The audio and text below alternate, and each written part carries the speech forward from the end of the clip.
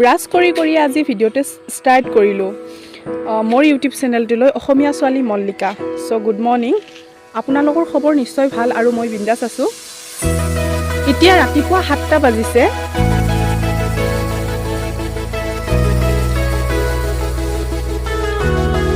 আৰু এয়া হৈছে আমাৰ ৰাস্তা আৰু চাৰিওফালৰ পৰিৱেশটো আপোনালোকক এবাৰ দেখাই দিছোঁ। আৰু সৌৱা হৈছে খেতি পথাৰ, ধানবিলাক প্ৰায় হালধীয়া পৰিছে আৰু কেইদিনমান পিছত গোটেইখিনিয়ে পৰিব।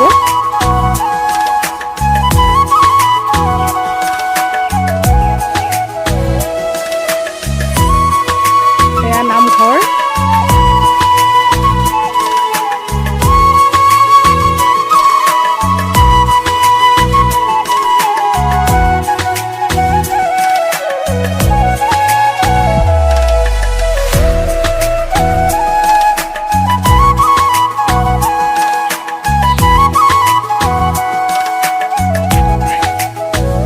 মই আহিলোঁ পাকঘৰত, ৰান্ধনীশালত মানে, আৰু ইফালে বহাই দিছোঁ ভাত, ইফালে ৰাতিপুৱাই ৰঙা চাহ।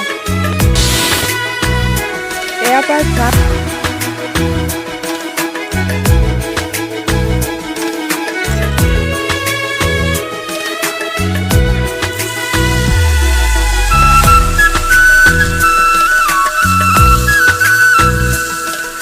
আৰু এয়া হৈছে গধূলিৰ সাজ।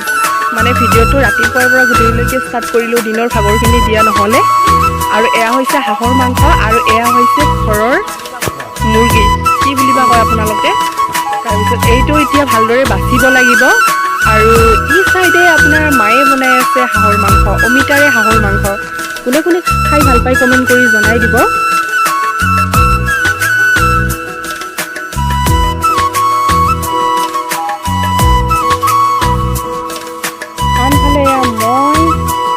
আৰু পুৰা মুৰ্গী বাছত লাগি গ'লোঁ এতিয়া।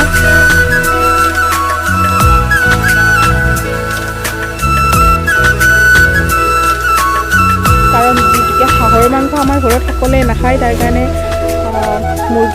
মুৰ্গীৰ মাংস বনোৱা হ'ব। সেইকাৰণে লোকেল মুৰ্গী এটা ঘৰতে আছিল, আমাৰ লোকেল মুৰ্গী ঘৰতে মানে পুহোঁ, তাৰে এটা মাৰিলোঁ।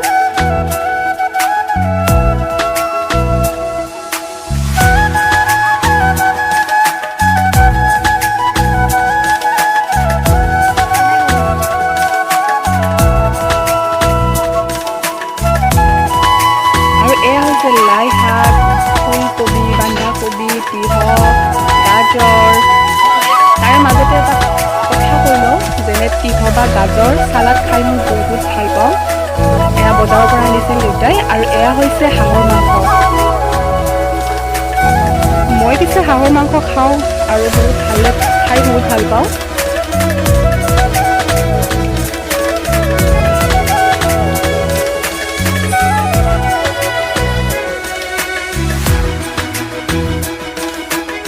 আৰু আনফালে এইটো হৈছে আমাৰ মেকুৰীটো। তাৰপিছত লোকেল মুৰ্গীৰ কাৰণে এইখিনি যোগাৰ কৰি লৈছোঁ, কাৰণ গতিকে ভণ্টিয়ে বনাব, মই তাইক যোগাৰ কৰি দিছোঁ। গতিকে তাই হাঁহৰ মাংস নাখায় আৰু সিহঁতৰ কাৰণে মানে মুৰ্গীৰ মাংস বনোৱা হ'ল। আৰু মুৰ্গীৰ মাংসত এয়া দিছোঁ লাই শাক। বহুতে মুৰ্গীৰ লোকেল মাংসত লাই শাক নেদেয়ে, কিন্তু আমি দিওঁ বাৰু। চব মাংসৰ লগতে লাই শাক দিওঁ আৰু।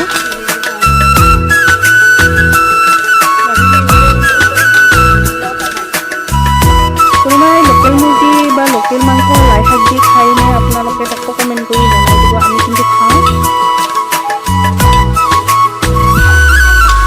আৰু ইফালে আমাৰ মাংস ৰেডি।